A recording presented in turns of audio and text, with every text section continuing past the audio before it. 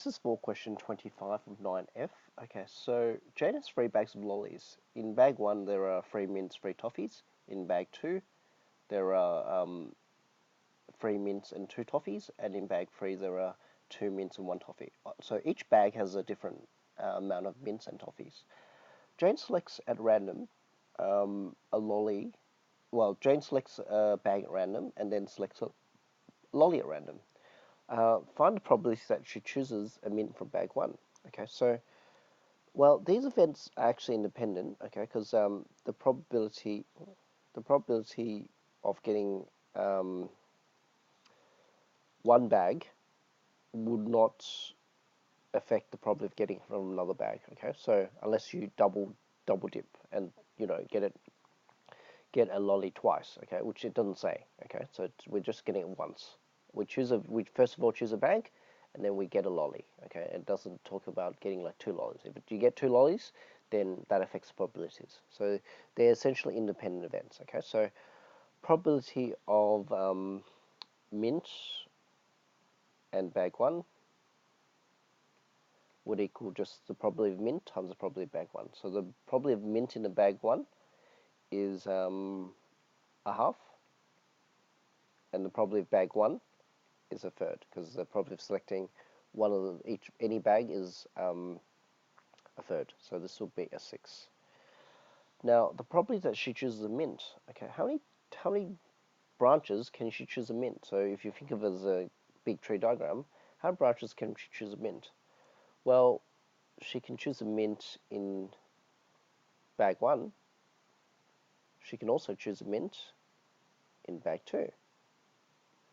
And she can also choose a mint in bag 3. So there's 3 possible outcomes. Okay, and you just have to add all of them together. So mint in bag 1 would be a 6. Mint in bag 2. So what's the probability of getting a mint in bag 2? There's 3 mints and 2 toffees, so 3 out of 5. 3 out of 5 times a third, because the chance of selecting bag 2 is a third. And then finally, mint in bag 3. So there are 2 mints and 1 toffee, so 2 thirds, 2 out of 3 mints, with 2 out of 3 mints in the bag, times the chance of selecting bag 3, which is a third. So it's a bit of simplification. 6 plus these 3's cancel. Well, they go to 1, so you go to 5th plus 2 nines. Okay. The highest value they all go into is 90.